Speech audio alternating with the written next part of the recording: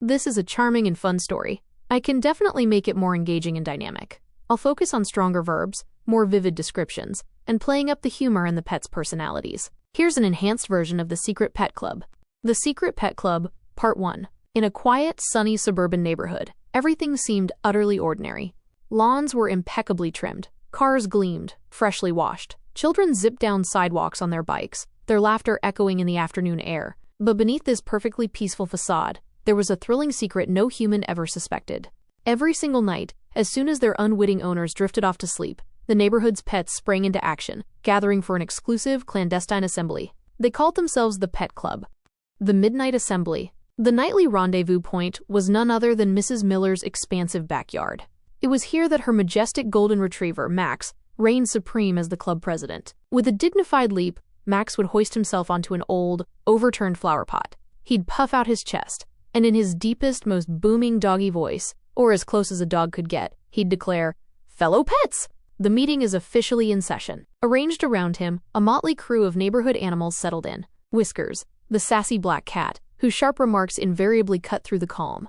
Bella, the epitome of feline elegance, a dignified Persian cat who never forgot her signature pink bow. Rex, the hyperactive boxer, a whirlwind of energy who couldn't sit still for even 5 seconds. Buttons, the tiny chihuahua, whose high-pitched squeaks and perpetual shivers, even in the peak of July, were legendary. Chirpy, the mischievous green parrot, a master mimic who loved getting everyone into hilarious trouble. Nibbles, the fluffy rabbit, whose jaws were in a perpetual state of contented munching. Tank, the venerable tortoise, who painstakingly, and very slowly, served as the club's meticulous record keeper. Shadow, the sleek black Labrador, who effortlessly exuded an aura of being too cool for school, yet never once missed a meeting. And Cuddles, the adventurous hamster, who made his grand entrance in a Matchbox car, expertly pushed by Nibbles.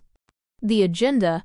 Tonight's meeting hummed with an unusual seriousness. Max cleared his throat with a theatrical bark. "Fellow pets," he announced, his voice firm, "our mission is crystal clear, to make our humans' lives significantly more entertaining." Which is just a fancy way of saying, let's concoct tomorrow's master pranks. A wave of enthusiastic cheers erupted from the assembled animals. Whiskers, ever the drama queen, stretched languidly and let out a dramatic yawn.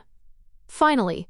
I'm so utterly bored. Today I only managed to knock over 1 measly vase." Bella sniffed, her disdain palpable. "I don't do pranks. I embody elegance." Rex, unable to contain his excitement, sprang up, bounding around.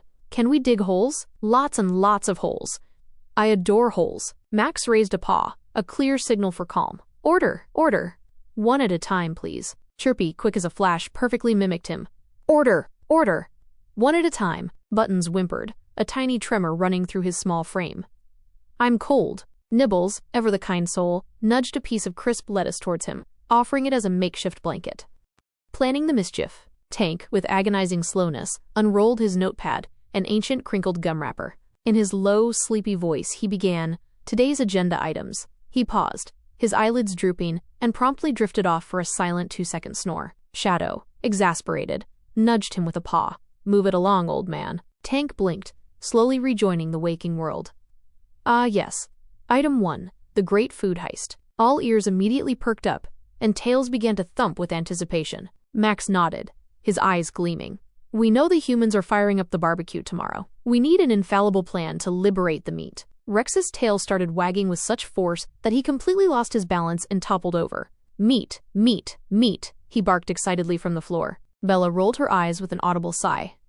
"Honestly, such peasants." Whiskers, ever practical, licked a paw. "I'm in, but only if the chicken is mine." Chirpy flapped his wings vigorously, echoing her demand. "Chicken! Chicken! Chicken!"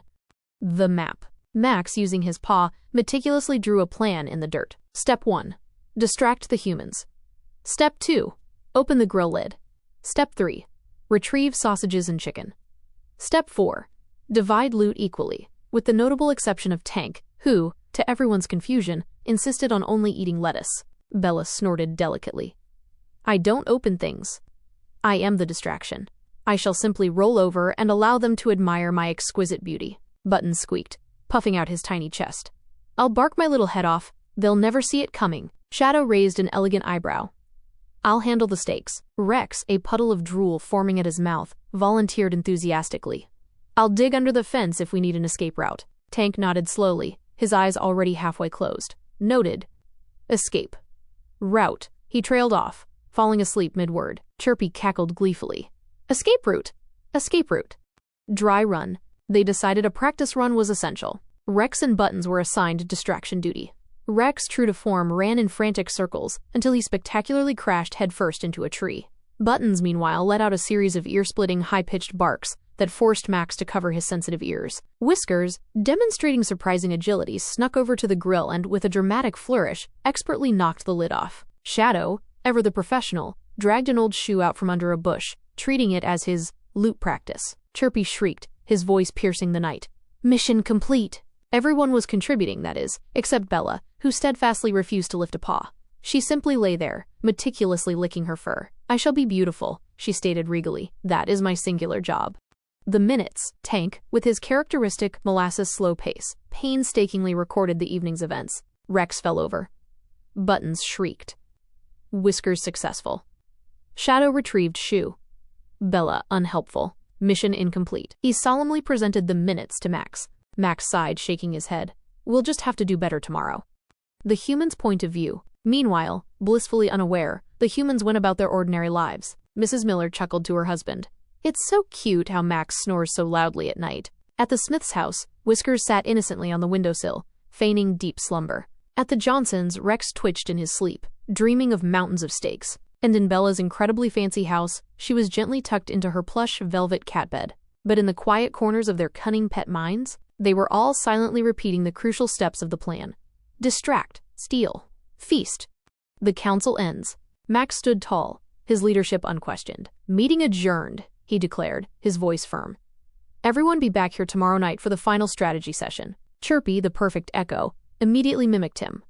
Meeting adjourned, Buttons whined, his tiny voice barely audible. Can someone carry me home? Rex, exhausted from his earlier antics, simply flopped down on the spot and instantly fell asleep. Nibbles and Cuddles immediately began a heated, but quiet debate over whose turn it was to push the matchbox car. Tank, true to form, was already sound asleep before the meeting was even officially declared over. Shadow, the epitome of stealth, melted away into the shadows of the night, and Bella, with an air of regal disdain, simply sauntered home without so much as a backward glance or a goodbye.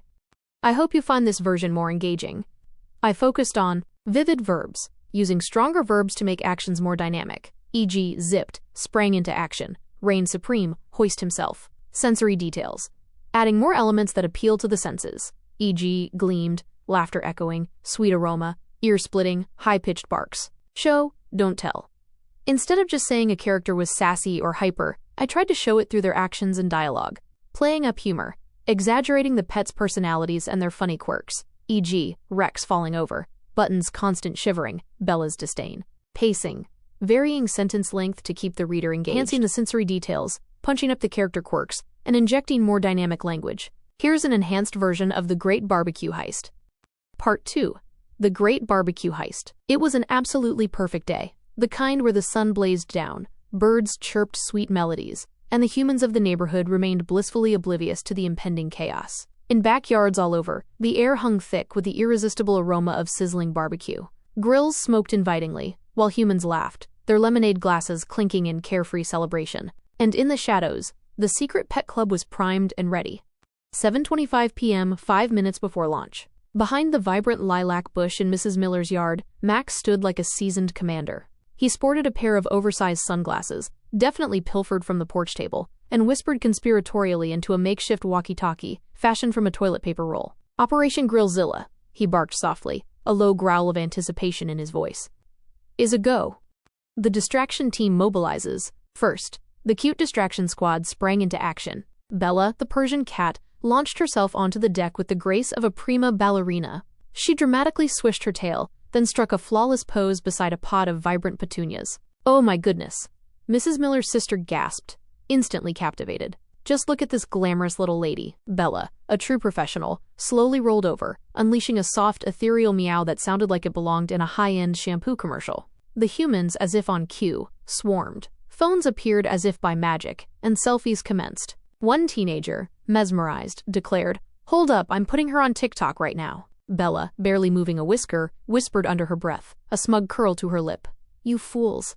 You're too easy. Meanwhile, Buttons, the tiny chihuahua, barked. Not just barked, he shrieked. a high-pitched, relentless alarm that sounded like it had just discovered the meaning of life. Ruff, ruff, ruff.